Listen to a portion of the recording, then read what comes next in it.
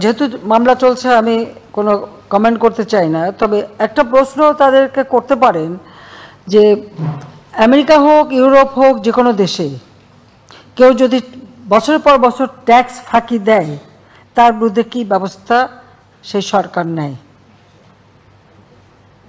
কেউ যদি ট্যাক্স ফাঁকি দেয় তাহলে কি ব্যবস্থাটা তারা নেয়? তার উত্তরটা কিন্তু এরা দেয়নি। দ্বিতীয় হলো, শ্রমিকদের অধিকার নিয়ে এত কথা হয়, কিন্তু সেই শ্রমিকদের ওয়েলফেয়ার ফান্ডের টাকা কেউ ব্যবসা করলে ব্যবসার 5% ওয়েলফেয়ার ফান্ডে দিতে হয়, এবং সেই শ্রমিকদের অর্থ যদি কেউ মেরে খায়, না দেয়, তাদের ন্যায্য পাওনাটা যদি না দেয় তার বিরুদ্ধে, তাহলে এরা কি ব্যবস্থা নেবে, কি ব্যবস্থা নিয়ে থাকে?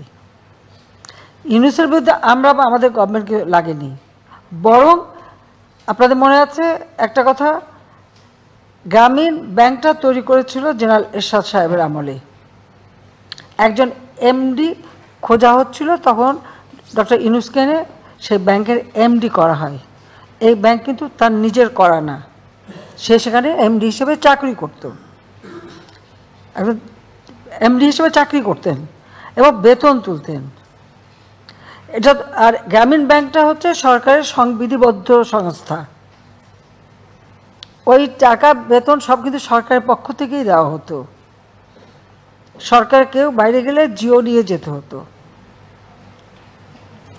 সেই চাকরিরত অবস্থায় হ্যাঁ সেটাকে তিনি নিজে করি এমনভাবে প্রচার করছেন যে ওটা যেন ওরা নিজেরই করা।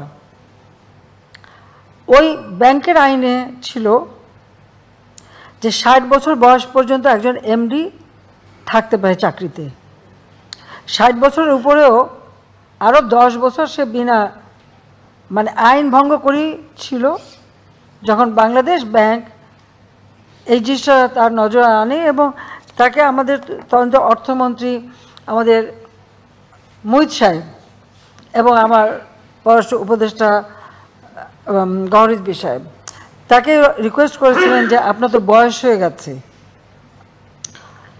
ইতিমধ্যে 10 বছর বেশি আপনি ইললিগালি এখানে আছেন, তা আপনি এখানে উপদেষ্টা হিসেবে থাকেন, কিন্তু তিনি এমডি পদ ছাড়বেন না, এমডি পদ তাকে রাখতেই হবে। এবং ডক্টর ইউনুস কিন্তু আমাদের সরকারের বিরুদ্ধে, অর্থমন্ত্রীর বিরুদ্ধে এবং গভর্নর মানে বাংলাদেশ ব্যাংকের বিরুদ্ধে দুইটা মামলা করেন। এ কথাটা তো সেই পত্রিকালারা লেখেনি, দুইটা মামলা করে এবং দুটো মামলায় হেরে যায়। কারণ হেরে যায় এই কারণে যে সেখানে কিন্তু মামলা কিন্তু কখনো সরকার করেনি, আর এখনও তার বিরুদ্ধে যে মামলা এটা কিন্তু সরকার করেনি। গ্রামীণ ফোনের ব্যবসাটা আমি তাকে দিয়েছিলাম, এটাও মনে রাখা উচিত। গ্রামীণ ফোনের ব্যবসাটা তাকে আমি দিয়েছিলাম, কারণ গ্রামীণ ব্যাংক তার আমলে প্রায় ক্লাপস করে যাচ্ছিল। তখন আমার সরকার, আমি নিজে প্রথমে 100 কোটি টাকা, এরপরে 200 কোটি টাকা, তারপরে আরও 100 কোটি টাকা, এই 400 কোটি টাকা গ্রামীণ ব্যাংকে আমরা সরকারের পক্ষ দিয়ে ব্যাংকটাকে চালু রাখতে তাকে সহায়তা করি। তখন উনি প্রস্তাব দেন যে এই গ্রামীণ ফোন একটা ফোনের ব্যবসাটা পেলে এর যে প্রফিটটা হবে সেটা গ্রামীণ ব্যাংকে জমা হবে এবং সেটা দিয়ে ব্যাংক চলবে। তাকে জিজ্ঞেস করা উচিত আজ পর্যন্ত ওই গ্রামীণ ফোনের একটি টাকাও গ্রামীণ ব্যাংককে দেওয়া হয়েছে কিনা। দেওয়া কিন্তু হয়নি। শুধু এখানেই না, গ্রামীণ ব্যাংকের জন্য অনেক বিদেশ থেকে অনেক সময় অনেক অনুদান এসেছে, তার কয়টা টাকা গ্রামীণ ব্যাংকে গেছে, প্রতিটি সময় ওটা দিয়ে নতুন একটা ব্যবসা খুলে নিয়ে গেছে, ব্যবসা করেছেন, কিন্তু কোনো ট্যাক্সই দেননি। এবং সে যে ট্যাক্স ফাঁকি দিয়েছে এটা তো তার নিজেই প্রমাণ করেছেন।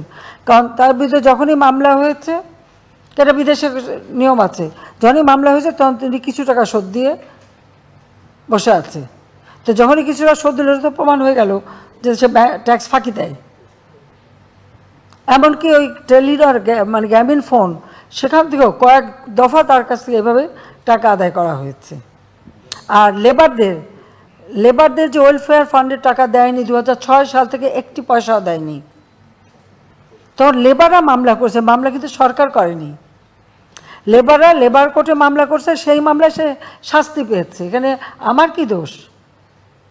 বরং আজকে তিনি যে উঠেছেন সেখানে সবথেকে বেশি সহযোগিতা তো আমি করেছিলাম। তার micro credit summit, micro credit internationally খুব গ্রহণযোগ্য ছিল না।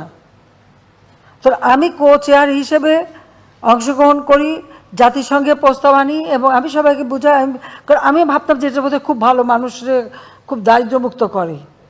কিন্তু ধীরে ধীরে পরবর্তীতে আমি দেখলাম যে এটা দারিদ্র্যমুক্ত না, এটা দারিদ্র্য লালন পালন করে। আর ওই গরিব মানুষগুলি দিন রাত কাজ করার পর যে উচ্চ হারে সুদ দিতে হয়,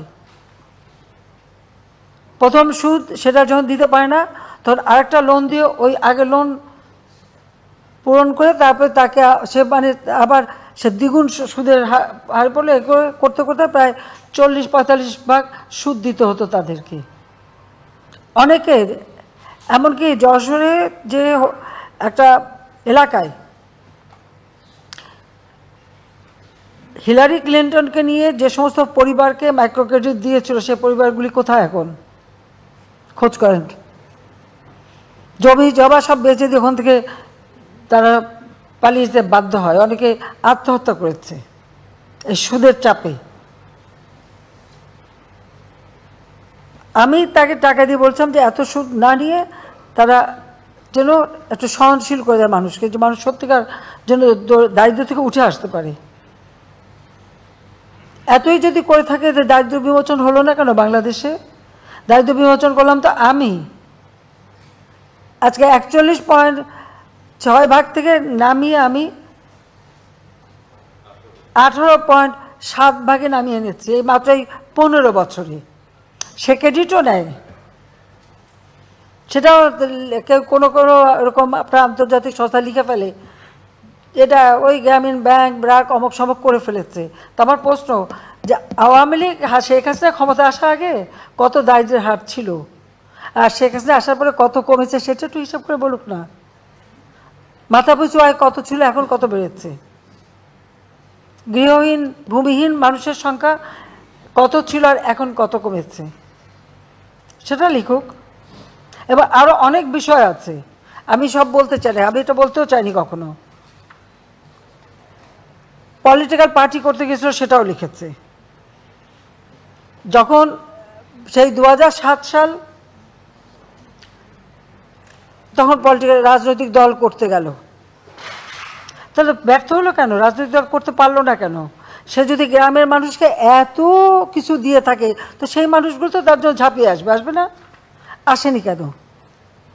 কারণ সুদের চাপে তারা মৃতপ্রায় ছিল, অসুস্থ, তারা সেই জন্য তাকে কেউ সাড়া দেয়নি, সেখানে সে ব্যর্থ হয়েছে। তো সে দায়িত্ব কি আমার? আমি তো তখন জেলে। আমাকে অ্যারেস্ট করার পরে তিনি তো কেয়ারটেকার সরকার এবং প্রেসিডেন্টকে A++ দিয়ে আসছে। আমার বিরুদ্ধে তো একটার পর একটা মামলা। আমি তো বলছি আবার, আমি যখন বিদেশে আমার বিরুদ্ধে খুনের মামলা দেওয়া হয়েছিল, যখন আমি শুনছি আমার বিরুদ্ধে মামলা ওয়ারেন্ট, আমি বলছি আমি এখনই দেশে ফিরে যাব, দেশে ফিরে যাব এবং আমি মামলা মোকদ্দমা, তখন আমাকে দেশে আসতে দেবে না। আমি তো জোর করে এসেছি। আমার সাথে তো এই তুলনা করা যায় না। তিনি একটা ব্যবসায়ী, যে তার কথা বেঁচে খায়। এখন আরেকটা প্রশ্ন আমার, আমি কখনো কিছু বলিনি এ পর্যন্ত, এই যে বিদেশে বিদেশে এত বিনিয়োগ করে বেরিয়েছে, টাকাটা কোত্থেকে আসছে? কার টাকা? কিভাবে কামাই করেছে এই টাকাটা?